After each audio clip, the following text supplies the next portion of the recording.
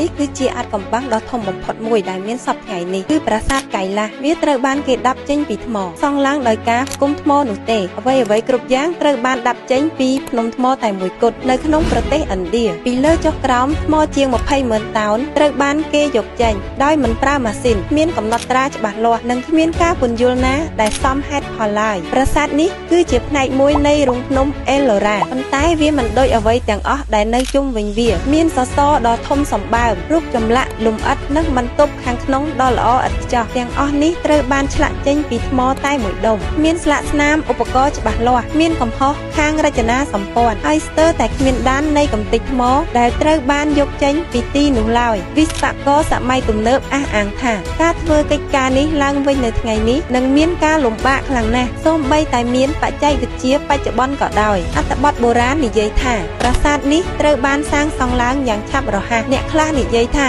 ត្រឹមតែប៉ុន្មានឆ្នាំប៉ុណ្ណោះអ្នកខ្លះទៀតនិយាយថាវាបានលេចចេញមកដូចជាកាដូពីព្រះជាម្ចាស់